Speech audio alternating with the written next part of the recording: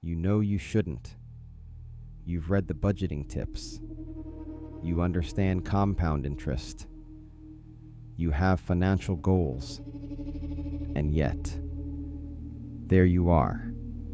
Another purchase you didn't plan. Another month of where did my money go? This isn't about willpower. This isn't about being bad with money. This is about your brain being hijacked by systems designed by billion-dollar companies who've spent decades studying exactly how to make you spend. Today, we're pulling back the curtain. We're going to understand why we overspend at a psychological level, the triggers, the traps, and the manipulation tactics used against us every single day. Knowledge is the first step to freedom. Let's start with neuroscience. When you buy something, your brain releases dopamine.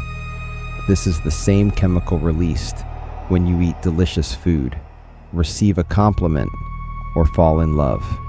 Shopping literally gives you a drug hit. But here's the twist. Research shows the dopamine spike is highest during anticipation, while you're browsing, comparing, adding to cart. The actual purchase often feels anticlimactic. That's why you keep buying. You're chasing a feeling that fades the moment you get what you wanted. Your brain evolved to survive scarcity. For most of human history, resources were limited. When your ancestors found something valuable, grabbing it immediately meant survival. That ancient programming doesn't know you have Amazon Prime. It still screams, "Get it now before it's gone." There's also a psychological phenomenon called temporal discounting. Your brain treats your future self like a stranger. When you choose to spend now instead of save, you're essentially choosing to help yourself over some random person you don't really know or care about. And when the rational part of your brain objects, the emotional part gets creative. I deserve this. It's on sale. I'll use it all the time. YOLO. We're not making decisions. We're making excuses for decisions we've already made emotionally. Now let's talk about what you're up against. Companies don't just sell products. They engineer buying behavior. The average American sees 4,000 to 10,000 ads per day, each one carefully designed to bypass your rational brain. Tactic 1. Anchoring. Show a high price first, then reveal the real price. That $200 item seems like a steal when placed next to a $500 alternative. The first number you see becomes your reference point. Everything after that seems reasonable by comparison. Tactic 2. Artificial scarcity. Limited time offer. Only 2 left in stock. Sale ends tonight. Your ancient brain panics. Scarcity triggers urgency. You buy to avoid the pain of missing out, not because you actually need the thing. Tactic 3. Social proof. 50,000 5-star reviews. Everyone is buying this. As seen on Humans Are Tribal, we look to others to determine what's valuable. Marketers exploit this by showing you that everyone else already bought. You don't want to be left out. Tactic 4. Threshold manipulation. Free shipping over $35. Your cart's at $28. Suddenly, you're adding $7 of stuff you don't need to save on shipping. You just spent more money to spend more money. Tactic 5. The subscription trap. $10 a month sounds like nothing, but that's $120 a year. Times 10 subscriptions. Suddenly, you're bleeding over $1,000 annually on things you barely use. Small recurring charges fly under the radar. That's by design. Tactic 6. Surveillance advertising. You mentioned needing new shoes. Now every website shows you shoe ads. You searched for a vacation. Now travel deals follow you everywhere. They know what you want before you admit it to yourself, and they keep showing it to you until you break. Beyond the marketing tactics, we also sabotage ourselves. Emotional spending is the silent budget killer. We don't just shop when we need things. We shop when we feel things. Stress shopping. You had a terrible day. You deserve something nice.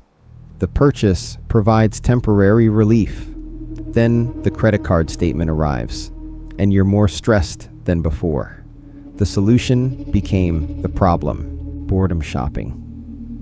Nothing to do. Nothing interesting happening. Open Amazon. Browse. Add to cart. Purchase. You weren't buying a product. You were buying stimulation, temporary entertainment, a brief escape from emptiness. Celebration shopping. Good news deserves a reward. You got a raise. Time for a new car. You hit a goal. Treat yourself to a vacation you can't afford. We celebrate financial wins by eliminating them. Comparison shopping. Your friend got a new phone. Your neighbor got a new car. Social media shows everyone living their best life. You're not buying for yourself. You're buying to maintain an image, to not fall behind. This is what you're up against.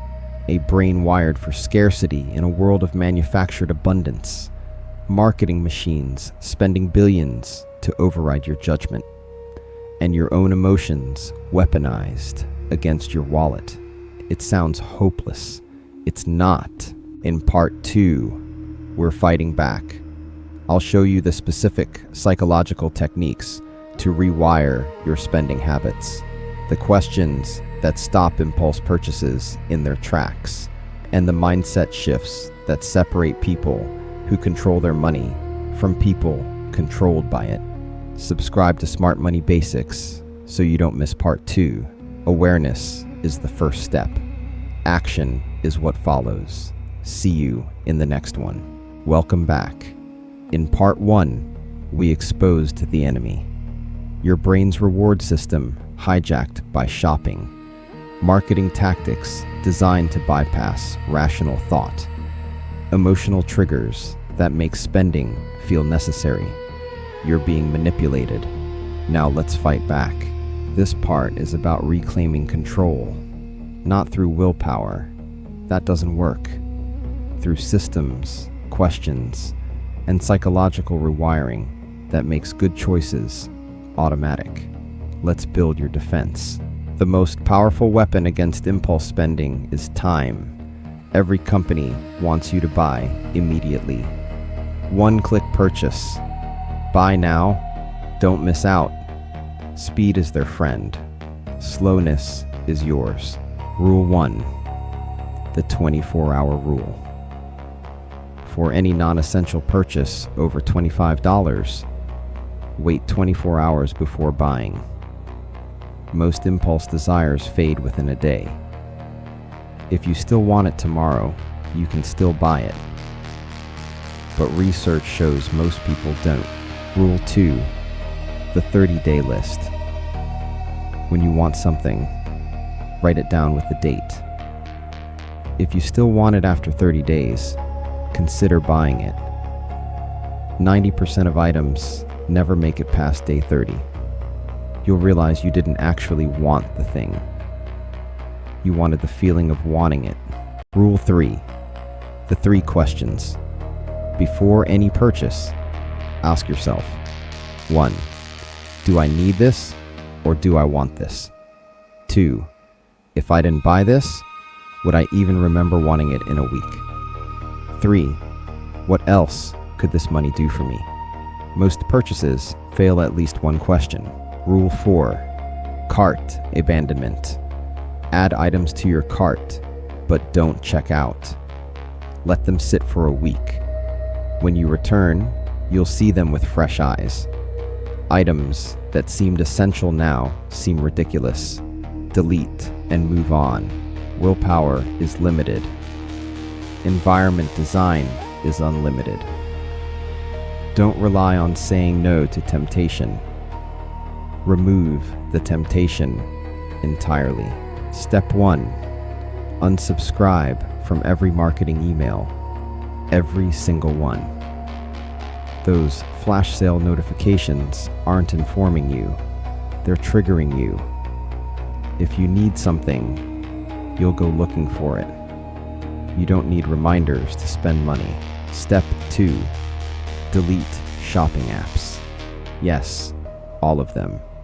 The friction of opening a browser and typing in the website is often enough to stop an impulse purchase. Make spending inconvenient. Make saving automatic. Step 3. Add friction to your credit cards.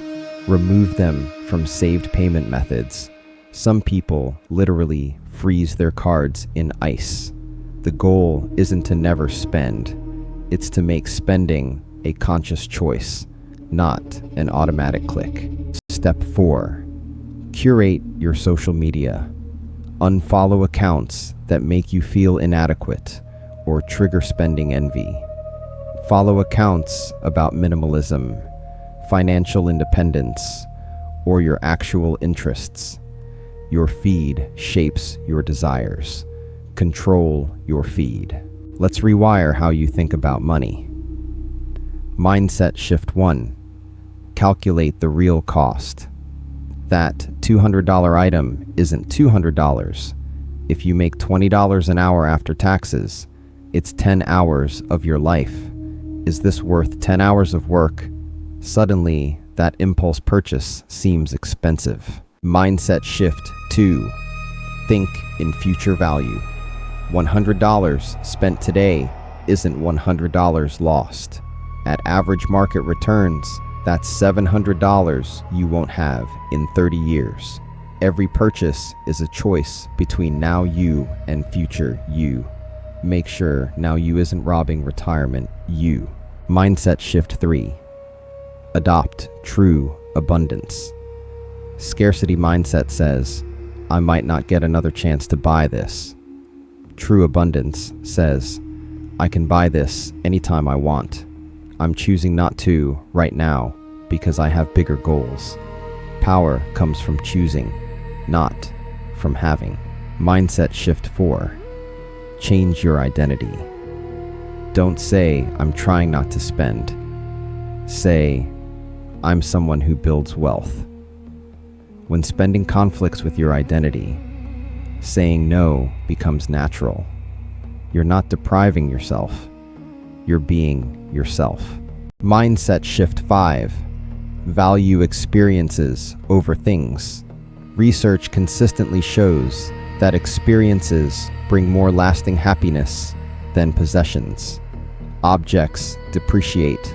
Memories appreciate. Spend on what actually makes you happier. Understanding psychology isn't enough. You need new habits that make good choices automatic. Habits are cue, routine, reward. We're going to hack each element. Replace the routine. When stress hits and you want to shop, go for a walk instead. When boredom strikes, call a friend. When celebrating, plan an experience. Same triggers, different responses, similar rewards. Create a weekly money date.